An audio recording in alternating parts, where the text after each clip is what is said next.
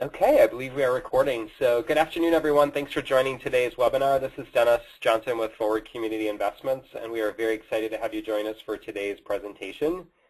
Before we get going, we always want to share a little bit about Forward Community Investments and take this opportunity to share the background of how we've gotten here today.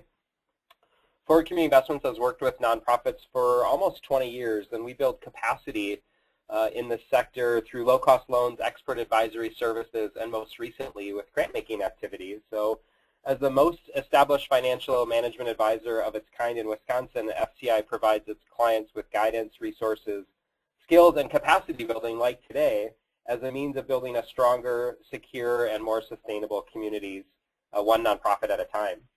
So the good news is through the support of the Virtual Leadership Series in 2013 by BMO Harris Bank, we've been able to do a number of webinars this year and talking about a number of different topics. And we're very excited today to round out this year's series around leadership. And so just a quick note around BMO. BMO Harris Bank is an active partner in Wisconsin communities and demonstrates strong corporate citizenship, as an important part of whom they are and how they approach community. We thank BMO Harris for their support to provide Building Financial Sustainability, a virtual leadership series for all of our nonprofits across the state of Wisconsin. So a couple of just quick housekeeping things today. We are going to make sure that hopefully you can hear me. If you can't hear me, you can see on the screen there's a couple of different ways for you to be able to dial in. You can either use your computer or you can use the telephone using the dial-in instructions that you would have received with today's invitation. We also want to take some questions today. So we're going to have an open dialogue with Akaya here shortly. But we do want to take questions during the webinar, so please feel free to submit those in either the questions or the chat feature. You could do them in either way, and we will certainly incorporate those into our dialogue with Akaya. We're going to do one quick opening poll here today, and that poll is to ask who's on the line with us today. So we're going to ask kind of, what you're representing, if you're executive staff, if you're a board member, if you are a funder, or if you're maybe a government or another entity. But please feel free to enter. Hopefully you're seeing this. Punch. There we go. I am running the show today, and so it'll be an interesting day for all of us here. But we are seeing people come in now. Looks like we have some even representation, mostly leadership, board members, staff, actually a bunch of others. No funders joining us at this point yet today, but it's always good to have a sense of kind of like who's on the line with us. So thank you all for joining us. So Akaya, I don't know if you can see this or not, but we have about 30% executive directors, 20% board members, 23% staff, and about 27% others. Great, thanks. Yeah, not a problem. So I'm also going to just ask you in the chat feature if you would maybe announce which organization you represent today. So if you expand that chat item, you should be able to type a message into there. We'd love to hear which organization you represent for those folks that are on the line. So if I was in the chat feature, I would put FCI. So hopefully you're seeing that box there as well.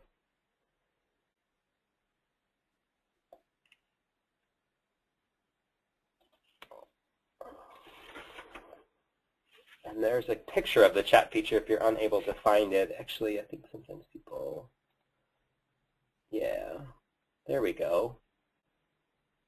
So we've got folks from Wisconsin Literacy and Beloit Regional Hospital, all kinds of organizations today. So now that we've gotten a few of those things out of the way, I do want to just offer a little bit of pre-positioning around today's format. Today's going to be a little bit different. It's not necessarily your typical webinar, but it's really more of a leadership dialogue. Akaya has graciously joined us today to talk about leadership. And so I'm going to be facilitating a conversation, kind of asking questions back and forth with Akaya. She's going to be sharing her experiences. But we really want to make today as engaging as possible. So if anyone has questions that they really want to ask Akaya on some trends that they're seeing or experiences that they have, please feel free to put those in either the question or the chat box. So a little background on Akaya. Akaya is an internationally recognized leader for elevating the effectiveness of both leadership and collaboration in the nonprofit and social benefit sectors. Her vision for our global community includes infusing a sense of purpose delight, and wonder into everything that we do. She has a lifelong commitment to working for a fair and equitable society and believes that Rockwood's network of over 4,000 powerful, collaborative, and interconnected leaders will help lead the way there. So at this point, I want to welcome Akaya and maybe offer the opportunity for her to share a little bit about her background and about Rockwood Leadership Institute. So welcome, Akaya. Thanks, Dennis. I appreciate having the time to speak with you all. So Rockwood has been in existence for about 13 years. We head into our 14th year next year. And we were founded to actually solve a problem that Andre Carruthers and Robert Gass and some other folks saw in the nonprofit sector, which was, leadership was really hard on people. And other people were tearing our leaders down, and as a result, they began to look at, well, if we're tearing our leaders down, no wonder our social movements aren't as effective as they could be. So they developed what is a core course for us called the Art of Leadership, and invited social change leaders, mostly from the environmental movement at the time, to come and just learn about leadership and learn about being on purpose, having strong vision for the work, and building good partnerships, stopping the competition and all the things that were really tearing down leadership within the sector. Over time, that has we've grown and changed and brought in many other sectors.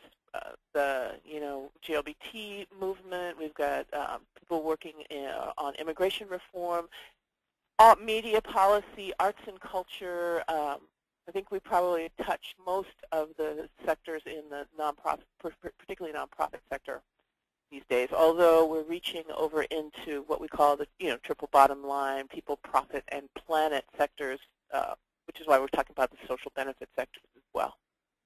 And I come to the work long time. I was a consultant, an organization development consultant, particularly here in the Bay Area. I live in Oakland, and Rockwood's offices are here in Oakland. Although we're a national program, we have programs all over the country, and then another social change leaders in Israel.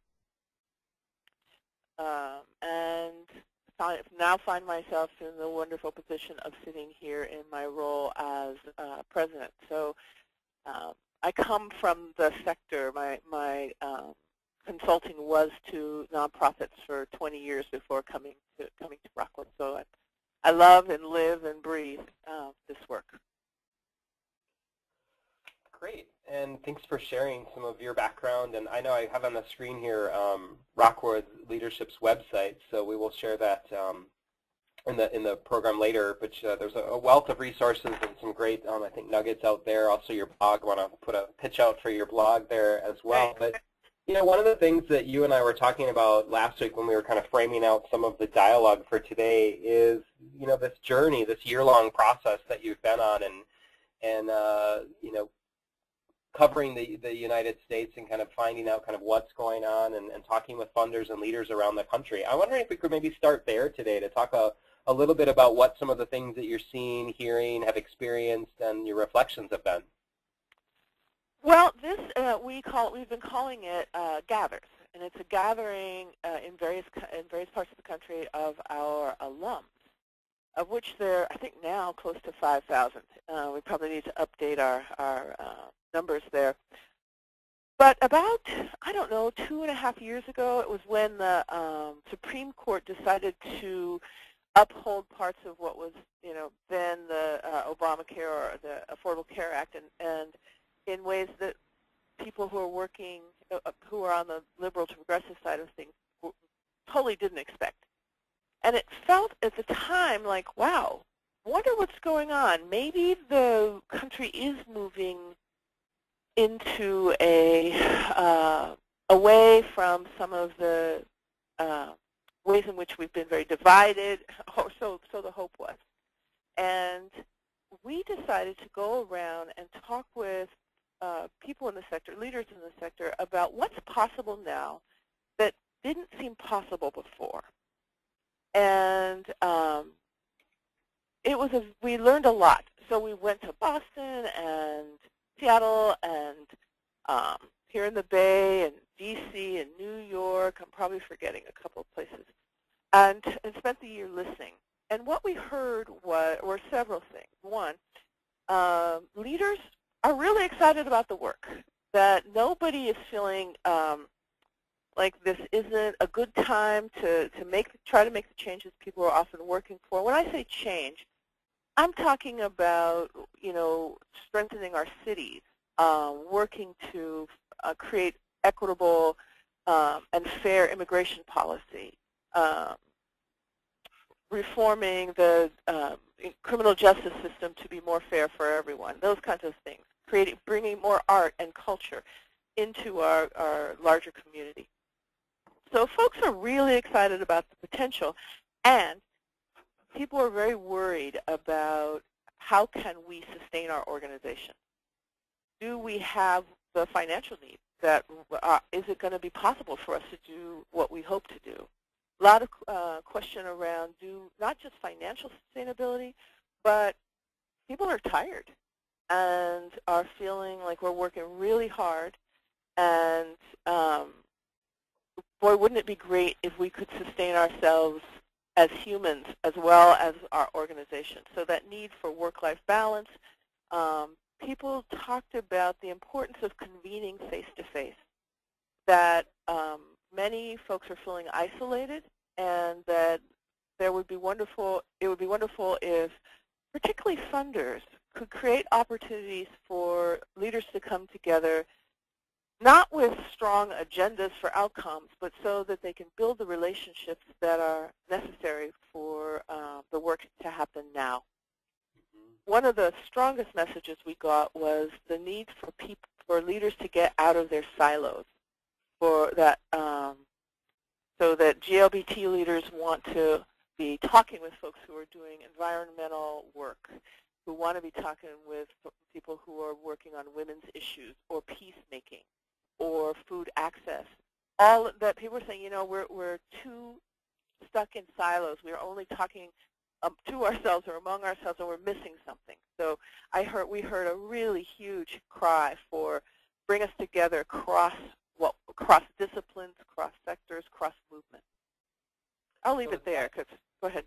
Is that the genesis of collaboration? When you say bringing people together and kind of cross-sector or within sector, but maybe outside of our current discipline, I think one of the things that we tend to see here in Wisconsin, I don't know if it's different elsewhere in your experience across the country, but I think when we talk about collaboration, oftentimes we tend to collaborate within whatever our circle of work is. So if I'm in housing, I'm talking with other housing providers or people that are focused around housing. If it's food security, it's kind of that's the network. And I guess what I'm hearing from you is a call for getting outside of maybe our current kind of network or circles to be a little bit more broad. Well, we certainly heard a strong call for it. We also heard, so we heard two messages around that. Yes, I need to get out of my small circle, and I don't have the resources to do it. So because it's, if I'm busy working in an agency that's making sure that all kids get breakfast before they go to school, I actually may not have much capacity to take a broader look and see, well, who else do I need to be connected to, and how will I organize that? That's a lot of work, and it's not inexpensive. So there was a real deep call for collaboration. And Dennis, when I think about it, would people have articulated it as a collaboration? Not necessarily. What I heard was a desire for authentic connection. Okay. I think collaboration is a next step. So folks weren't saying, oh, because we collaboration toward this. More like connect me so that I'm not, one, isolated, and two, that we're not speaking among ourselves and missing something important in terms of what's available for our work. Mm-hmm. I think that's a real interesting point. We do educational events around the state. I think that's a large part of the work that we do, and and we always try and take in our cohorts a cross-sector of different types of serving organizations, whether they're human services or arts and culture or environmental. We really try and mix that up, and I think what you're talking about when you talk about connection kind of before collaboration is how do you just get different people in the room that maybe they wouldn't normally be in the room with. Right. Well, that's part and parcel of what we're up to. You know, we certainly teach, I think, really strong and relevant and transformative leadership skills. That's what we do. Let me say that. I didn't even say that's how we do what we do. What we are about is developing interconnected communities of leaders where so that folks can come into contact and build relationship, an authentic relationship with people who are doing things in very different ways. Mm-hmm. And some, you know, I think in some ways what you're up to and what we're up to are akin to one another. And because it's how do leaders find one another? They need to have vehicles for that. One of which is yours, you know, and we do a different kind of thing, but definitely connected. Yeah. I also wonder, though, if it isn't, there's this kind of historical view of leadership in that it's more of a control, hierarchical type of system. And I think the call today with different generations coming into the workplace, I work with, you know, folks that are younger than me and some that are older than us. And, you know, so there's this kind of multi-generational lens as well that I think how people respond and people are what they're looking for in the workplace, I think calls for more of a shared type of leadership approach as well. Yeah, those generational differences are very interesting. Although, you know, I'm not sure that the control and command way of leading was good for anybody, really, in retrospect. And that's how people were taught to lead, that somebody was going to make the rules and everybody else was going to get behind and follow. As you say, that's falling by the wayside, and I think that's a very good thing. That kind of leadership needs to and is best in our past. You know, it'd be wonderful. It's archaic. Have you been having conversations with funders then? I mean, you talked a little bit about kind of their role or how they can help support some of the, you know, resource to perhaps bring people together. But, you know, what are you seeing on the funding side as far as funders needing to know and what do they need to do? Well, you know, there's some great funders out there who are thinking really in an interesting ways around supporting leadership. The Haas Junior Fund here in the Bay with their Flexible Leadership Award, the Compton Foundation is looking at supporting leadership. So funders actually can play an important role in helping organizations rethink what leadership can look like. And that I want to make a little caution here, because I'm not saying that funders are the best folks to determine how leadership should or should not happen within the sector. But I do think that funders have an important role to play in supporting leadership development among nonprofit leaders. You know, it used to be in the for-profit sector. Started a long time ago. They realized that if we're going to make investments in our businesses or organizations, then we have to invest in our leaders. Mm-hmm. Because if we want to have a robust bottom line, which is X amount of dollars in the bank, then we need to have people who are really skilled at doing what we're doing. Because the nonprofit sector is not motivated necessarily by that bottom line, it's a different set of bottom lines. Leadership development within the sector has been historically perceived as elitist or a not the best. You know, if I've got X amount of dollars and I can feed 6 kids, or I can develop my leadership with my organization, for many that feels like a no-brainer. When in reality, I would argue that if you have excellent leadership, you're actually in the long run going to provide far more services than just out there throwing things at a problem. I think that leadership development is crucial. Well, and I think I wonder though if, or I maybe feel that sometimes leaders don't think of themselves as developing. It's we got to get the kids fed, or we got to get people housed. Whatever their social challenges that they're working on. I think as leaders, sometimes we put all of our efforts and resources into that. We don't think about developing ourselves. Right, and I think that's a problem for our sector. Yeah. It's almost like, when you're on an airplane and they say put your mask on first. In the case of lots of cabin pressure, put your mask on first before you tend to those around you. I think that's how I would think about leadership development. That if I get better as a leader, or anyone gets better at a leader, they're going to be much more effective in doing what they're going to do, as opposed to just trying to fix everything without really having a clear purpose and vision and skills for their work. Yep. I love that put your mask on first analogy. Well, I have yet to meet a leader who doesn't care deeply about what they're doing. And often the way we, quote, care about what we're doing is by burning ourselves out, by working way too much, and actually not because we don't have the time to, or don't allow ourselves the time to renew, restore, to build relationships, to think about this work for a lifetime, right? Mm-hmm.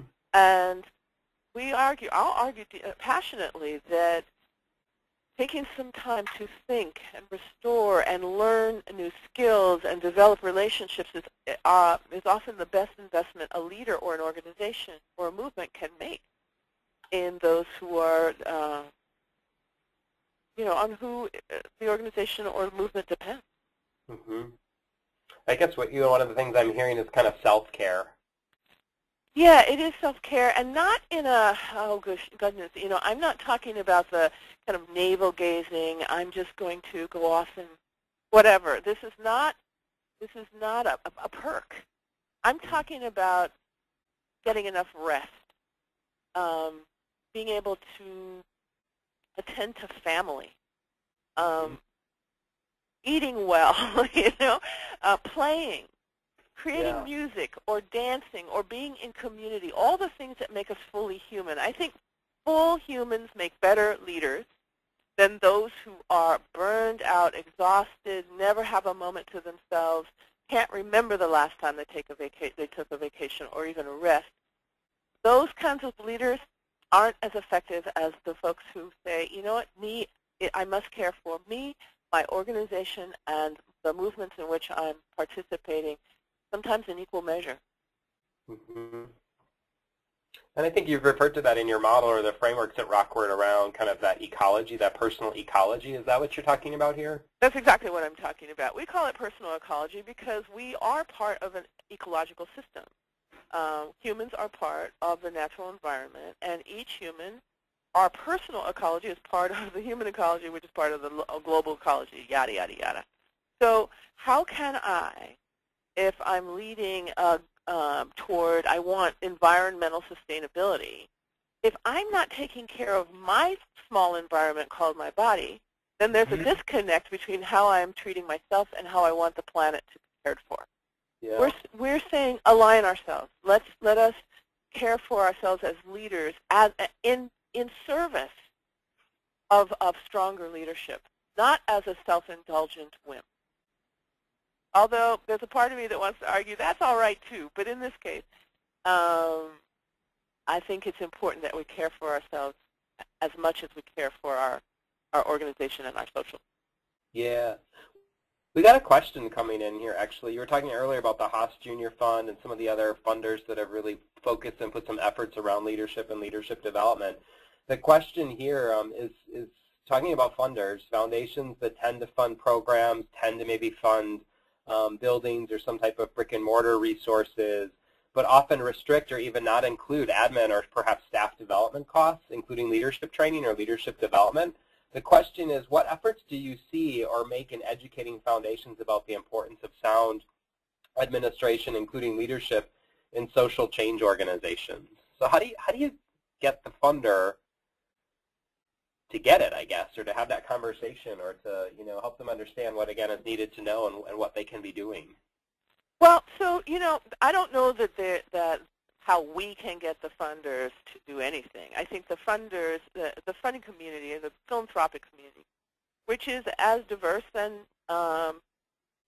quirky and wonderful as the nonprofit community, take my word for it, they are grappling with this. There's a number of folks out there. I mentioned a couple. I'm also, I can call out Carrie Avery down at Durfee Foundation. I know that Kellogg is rethinking their leadership work right now, and so there are some key funders out there who are advocating for just this, that it's not enough to just provide programmatic support, that we do need to provide leadership development, organization development, more general support, and not just general support over time, so that the nonprofit sector isn't having to apply for funds every single year. That if that time and that so I know that there are some great what I will call great funders out there who are making a commitment to looking at the way funding happens and breaking down the silos within the funding, because the silos are deep there as well. Mm-hmm. And how might they collaborate to collectively bring more resources toward various efforts. So I do know the conversation is being had, and the questioner is right on time. They need to begin to rethink a lot of how they support leadership development, and they are. I know a number of them are pushing it, and they're pushing it within the funding community. If you're not part of that funding community, you probably aren't going to hear too much about that conversation, but you can rest assured that it's going on. Okay. I mean, I guess I'm putting my hat on, and I'm sitting in central Wisconsin, and maybe we have a local community foundation and maybe a United Way, and historically we have not funded things like leadership development. I mean, how do you even get that conversation started? Is there a resource? Is there, how do you awaken them, I guess is kind of what I'm thinking. How do you awaken them to what's needed? And well, I think you talk about it. Most of us have relationships with funders, and I think by saying, hey, I'm looking at the leadership development of our organization, not just mine, but our staff overall. We need to be thinking about issues of transition, and we're looking at a bunch of young people, and I say young. I'm in my almost 60s, so I'm looking at people in their 30s and 40s and even early 50s, and saying, we need to bring those folks along. And as the boomer generation is, well, we're not retiring. That's part of the problem. We're not ready to go get golf shoes. Most of us are thinking, well, I'm not either can't retire financially or just not ready to stop the work. Mm-hmm. So we've got a bunch of young folks who are saying, we're ready, and we'd like to be developed. And I think we're missing an opportunity in our social movements when we don't invest in the leadership development of the next generation of leaders. And I'd love to see the philanthropic sector make some deep investments there. I also would love to see the philanthropic sector make some deep investments in boomers as a way to give folks opportunities to do something other than lead organizations. When many of us are tired and are ready to do something else, there really isn't something else to do for many people. So we've got some very interesting generational, I don't want to call them issues. It's going to be tricky in the next several years, where boomers are saying, yeah, happy to be, I want to continue contributing, don't really want to run an organization anymore, but I don't know what else to do. And younger leaders saying, we're ready to pick up the helm here. We're ready to take leadership, and wow, there's not a lot of place for that. it'll be interesting to watch what happens in as a generational question over the next several years to a decade. I typed on the screen here just kind of change, possibility, and leadership. I think change is really a large part of what we're talking about. How do you help individuals adapt and respond and embrace, and also institutions, quite honestly, how to adapt and respond? And so I don't know if you had any thoughts on, where you see that intersection between change and leadership. Well, I think that actually one of the key leadership skills needed now is the capacity to, I won't even say manage change, although that's a piece of it, but begin to embrace it, lean into change. The world is shifting. There are things that are possible now that would never have been possible before. With the connectivity that's available, 24/7, there's just so much that's shifting, and we all feel it. And so when I first took this position as president of Rockwood 6 years ago, I thought, oh, well, I'll do this.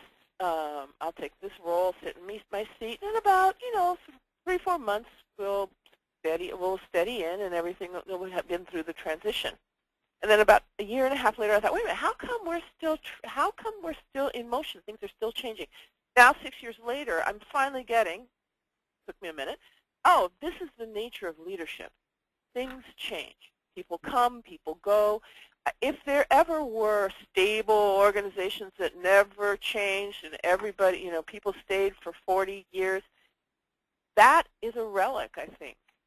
That's certainly not how the sector's going. The average, nonprofit executive is now has a tenure of years, plus or minus.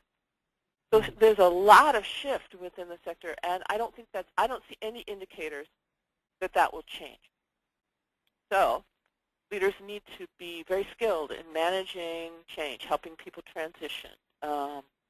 Younger leaders, next-gen leaders aren't saying, oh, I'm signing up for a lifetime at Ford Motors or wherever they are. They're saying, I'm here for a while, want to make a big contribution, I'll be off to the next thing. Mm-hmm. So the capacity to lead in uncertainty and volatility and having skills and developing some comfort in that, I think is key now. Well, and I think it's being comfortable with the ambiguity that exists today and that is probably going to continue to exist. Right. There's nothing certain. I don't see that it's going to get certain. So ambiguity is an excellent way of it. The world is ambiguous. What organizations need is ambiguous, and leaders need to get skilled at sitting with the discomfort of ambiguity. Let's not be silly here. When things are uncertain and outcomes are ambiguous and I don't know quite where we might be going, there's very few of us who say, oh, that's great, let me jump in here. Right. Most of us go, wow. Get out of here. Well, it can range from get me out of here to I'm really uncomfortable and I'm willing to, some of it's very exhilarating. That's true too. But I think that where, 10 years ago even, you could begin to predict things. You could still predict. People made strategic plans that were 5-year plans. Back in 20 years ago, people were making 10-year strategic plans. Now, very few people are making strategic plans. People are doing a lot of strategic thinking. We just finished a year of what we called nature-inspired direction setting. So leaders, are getting it. No, you actually can't think about, we don't know what's going to happen in 3 years. Let's assume that we'll still be here, so what's our vision for what we want to do? What's our be clear of purpose? But we can't predict. And that is unsettling. It's also where huge possibilities lie. Yeah. You just talked about vision, and I think oftentimes in the work that we do and the clients that we serve, we think of the vision for the organization. Can you talk a little bit about personal vision, in the context of leadership, or life's purpose, and you talked about earlier, that people are so passionate about and just tired, but just keep giving and giving and putting in more. And I don't know if there's some life purpose there, if that's personal vision, or how you see that playing out. Well, I'm a big proponent of vision and purpose. I'm laughing over here. Yes. We believe, and I believe, Rockwood believes and I believe, that everyone is here for some purpose, that no one is just accidentally showing up somewhere. So being clear of purpose is crucial. The why am I here? And I would say that's as big a question as why am I here in this lifetime, on this planet, in this moment, and as micro as why am I about to make this phone call? Being clear of purpose is like our compass. It allows me to then know what I want to do or not do, because if something is in alignment with my purpose, then I want to go there. If it's not in alignment with my purpose, I want to avoid it. Many organizations have missions. I don't love that word given the history of missions in California. But that sense of purpose, that sense of mission, that clarity of what is it that we're here for, that's an important question, and I think it's important on a very personal level as well as an organizational or a movement level. And then next to that, I won't say it's secondary, but certainly next to that is what's my vision? What's my vision for our world? What's my vision or our vision for our organization? Or my vision for my life? And I think it's important that leaders take time to sit with these questions. Otherwise, without a purpose, well, why am I getting up in the morning if I'm not clear of my purpose? Am I just going through the motions?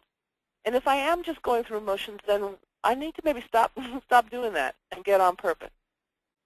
Similarly, if we don't have a vision, then and I'm not talking about a clear set of outcomes that we can measure. I'm not talking about that. I'm talking about the kind of vision that inspires people, that makes me go, oh, I want to get up in the morning. I want to do this work. What is our vision for, again, our community perhaps, or this organization? What do we want to see happen as a result of our work? Those are two key leadership, we call them practices at Rockwood, along with building good partnership, along with actually performing, getting things done, personal ecology. We also talk about the importance of resilience, which is about emotional intelligence, that leaders need to pay attention to what is the impact I'm having on other people. We define leadership as the capacity to align and inspire others toward common goals. And that means I need to be paying attention as a leader to what am I actually doing out there. It's not so much about my intention, it's about my impact. And we give people the capacity, part of our work is to give people the capacity to really look at the impact they're having or not having. And then yeah, go ahead.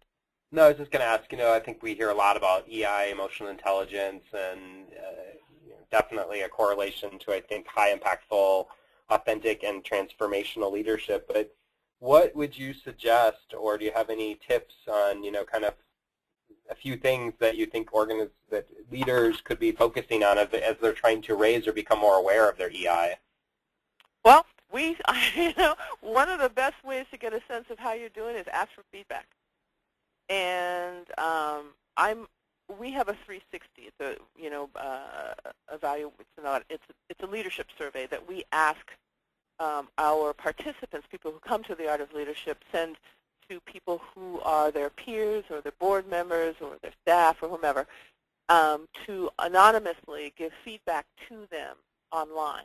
And then each person will get a packet that has, here's how you're showing up out there.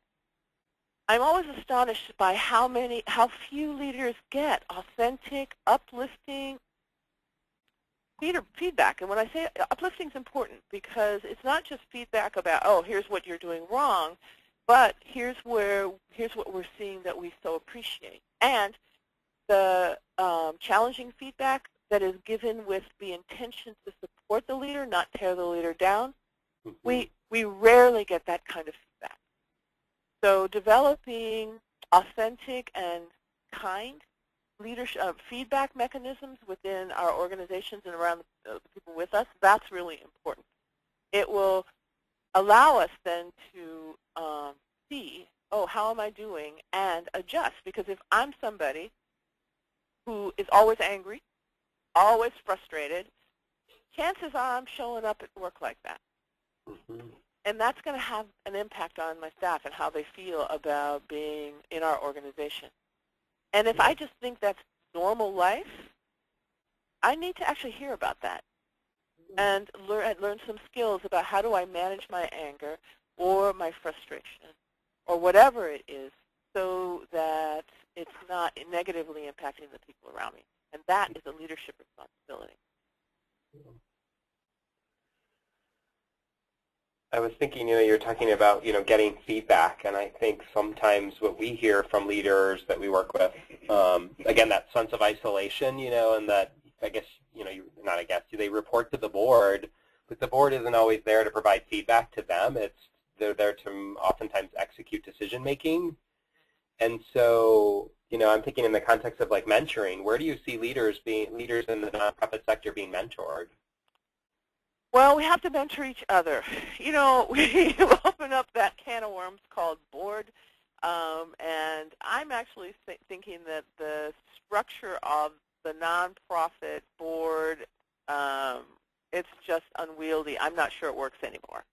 We don't know what else to do yet, but let's take a look at that.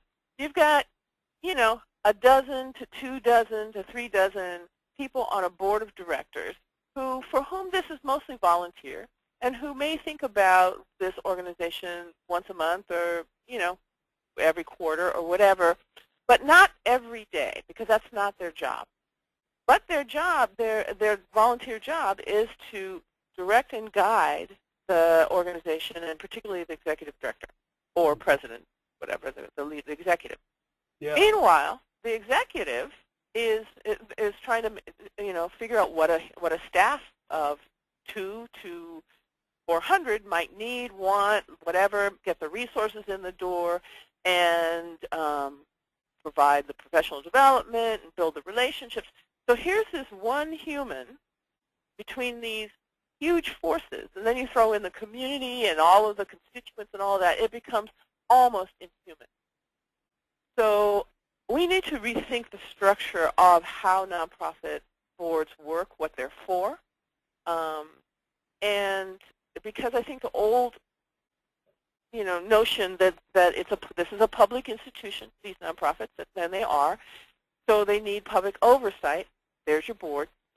What if we were to shift it that the board's job, more than anything, is to support the leadership of the organization, to be the strongest cheerleaders out there, and to provide the kind of uplifting, appreciative, and challenging feedback that allows the leadership of the organization, and maybe 1, maybe a dozen, I don't know how many folks that might be given the size of an organization, to really uplift the leadership of the organization. And I would argue if there's a board member who cannot get behind the leadership of the organization, then they need to not be on that board.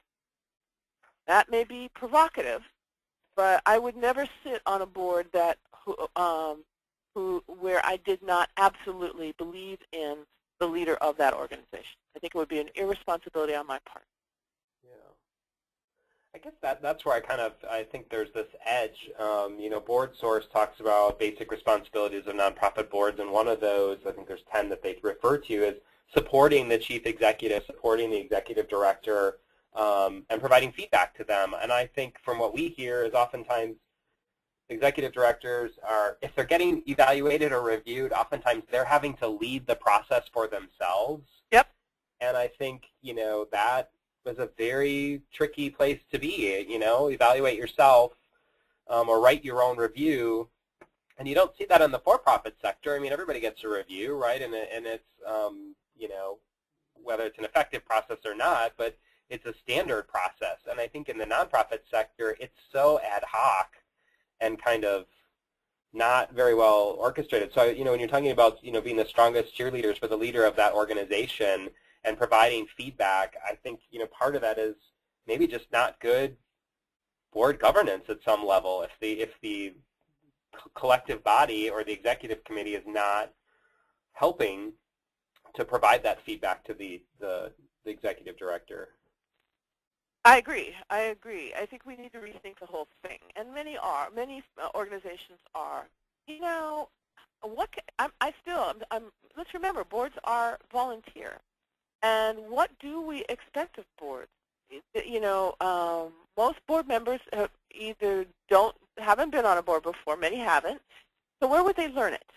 There isn't a nonprofit board university, isn't, and there's some training for board members in some places, but it's not. I would say it's rare. So people learn by doing, and when they learn from other board members, and some are skilled and many are not. So I actually think sitting on a board is huge work in a good way, and it's hard work. And people don't often know quite how to do it because there aren't great models out there. Now, please don't mishear me. I am not disrespecting board work. I actually think it's very necessary, but folks need to be trained in it. We need to rethink. We need to think about what that might mean. And last thing about feedback. You know, I think it's been those of us who were organization development folks, consultants, used to talk about feedback in a way that meant, oh, this is an opportunity to tell this person everything we hate about them. Yeah. So we need to reimagine what feedback looks like. And at Rockwood, we talk about it as authentic, uplifting information that gets offered to a leader so that she or he or they can be better leaders. It is never, the intent is always to uplift, always to support, even when it gets the hardest, say in a time when you have to fire someone. The firing should be done in a context of respect and dignity. And, you know, I'm saying something that may feel like it doesn't fit in the same sentence, but it can be with the intention to uplift this person's leadership.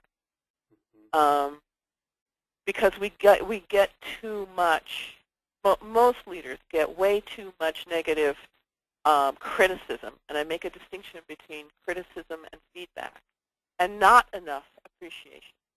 If we were to flip that and people were to get as much appreciation as they currently get criticism, we could probably shift the culture of the nonprofit sector in a week. Yeah.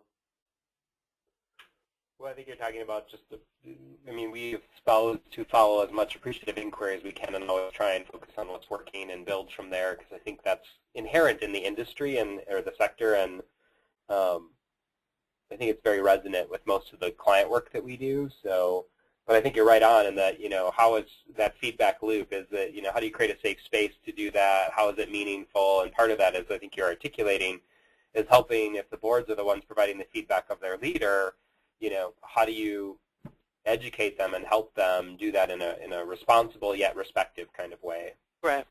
And not just at a board level. I think at a, you know, I also think at the executive leader level, how is the executive appreciating or not their staff? And how is that staff appreciating themselves and the folks who are in leadership? You know, it can't just be at a board level. It needs to be within an organization and within a sector or a movement. I'm really interested in shifting the culture of our social movements or certainly our organization. Yeah. Well, I would just encourage everyone. I've been putting a couple different nudges out here to, if you got questions or not. There's a few things coming in around, you know, boards that make a difference, Carver's model, the governance as leadership model. I mean, there's other different models out there. What do you see? I guess I'm shifting gears here a little bit. You know, we talked a little bit about mentorship, but coaching as an opportunity in the sector. What are you seeing as you're traveling in these gatherings? I mean, is coaching, where does coaching fit into this? I think coaching is is a great tool. We could all use lots of it. Leadership is inherently relational. Here at Rockwood, we teach, relationship before issue or task. That leadership requires that I am in relationship to others. And often, if I am leading, I can't see myself. I can't see the impact I'm having. I can suss it out a little bit, but I often can't see it. A good coach will allow me to see what I'm doing, to hold up a mirror, to help me work through, grapple with issues or challenges that it would be inappropriate for someone to bring to a staff level. For instance, let's go back to this leader that I mentioned earlier who is running on anger and frustration. That's their fuel. And I would argue that fuel actually won't take you very far. Make you miserable and make those around you miserable. Many people are using that, are fueling the work through anger. If that's not what is best, and I believe that it's not, that leader is going to need places to work out that frustration or work out that anger and not work it out at a staff or board level. So having a coach is one of the tools that allows folks to get better at emotional intelligence, have somebody to think with. I'm a big proponent for coaching. And I think that it's a wise investment that an organization can make. Or that's where I would want to push to funders. Fund coaching. Make it possible. Make it not seem like an extra. Make it easy for folks to access good coaches. And for our leaders to actually take advantage of that. There are, to not say, I can do this by myself. I'll just muster on. No, you can't. We can't lead alone. We need each other. Now, that is, I'm speaking there in terms of paid coaches, but we can also be coaches to one another, and this is where mentoring comes. I have a number of peers who mentors, absolutely, and we co-mentor one another, and it makes it possible for me to lead Rockwood and for them to lead where they're leading, and we get together and occasionally once. A couple of us meet in a triad. I meet one-on-one with other leaders, and we actually coach each other. Mm-hmm. So it doesn't have to be an expense necessarily, although it takes some time. Yeah. Well, and I think coaching's been in the for-profit sector for a long time. Right. And I think coaching in that sector, coaching goes up, down, and sideways. It's kind of what I've heard and seen and experienced is that it's not just getting feedback top down, but it's providing feedback up and across the aisle and perhaps traditionally downstream. But I think what you're talking about here, when you talk about co-mentoring, it's kind of that how do you create peer-to-peer coaching relationships to help each other, perhaps when maybe there isn't other resources that are available. And which I wonder is that kind of coming back to when you're talking about the gathering and people are excited about the work, but they're looking for that connectivity? Yes, that is the number one thing I hear. Let's talk face to face. Virtual stuff is great. We're having this dialogue here, and I'm having a great time. Hope you are, and hope other folks are too. But there's something different when we actually get in a room with one another. We are, humans are sensate beings. We need our senses. That's how we get how we know who we're going to connect to and how we'll connect. So virtual connection, while it can be supportive, it supports the real authentic connection happens face to face. And people were asking for that. We need to see each other. We need to gather. I think, we need to create more than just plans. How about we sing together or, I'm getting out on limbs here, but certainly step out of the day-to-day, celebrate, spend some time, cry perhaps, grieve if something has happened in our community. That need for human gathering is still deep, and people express that. Mm-hmm. I got one other question that popped in here. What underappreciated resources can help nonprofits navigate change? What an interesting question. What underappreciated resources help? All right. Getting out of the, here's, getting out of the office now and again. Taking staff and going down to the, lake and spending time having a picnic so that you have time to sit and go, literal taking time to go, how are we? Taking some time to treat together. Take a day. Go somewhere. Do something interesting. Step out of the day-to-day. I think that, there's a sense that if we do that, we're not doing the work. I'm saying that if we take some time and restore ourselves collectively, that we're going to actually work more effectively in the long run. We made a simple adjustment when I became president here. I said, full-time is 32 hours a week. And so we close our offices on Fridays, and it's deliberate. The intention is that over a course of a year, people will put an average of 32 hours a week in. That varies from time to time. And what we found in making that simple adjustment, that people having 3 days off a week we have actually grown. We've gotten more productive. People, morale is high, not every day, but by and large, people love one another here. I think that we work too much in the sector. So, and that there's a negative return on the hours of time we put in. And I think, and there's some studies that support that, and I'm not going to, but there are, you can find, that would say people actually, when you get to the 38 or so hour mark, you become less effective exponentially. So there are some interesting ways that folks can interrupt, can just become more effective. I'm hoping that I'm answering that, and that when change requires resilience, people need to have capacity to make change. So the more we invest in the resilience of our leaders and our staff, then they're going to be able to be more responsive to changing circumstances compared to reactive. And I make a distinction between responding, which is a thoughtful, mindful approach to change, as opposed to reaction, which is, oh my God, the sky is falling, we got to do something, we're not sure what it is, we got to do something. Very different approaches, and I would argue very different outcomes. Yeah. Great, thank you for sharing that. Well, I think we are getting close to the top of the hour. Any final thoughts, words of encouragement, closing comments, Akaya? I would be very happy if all leaders in the sector were happy, joyous people.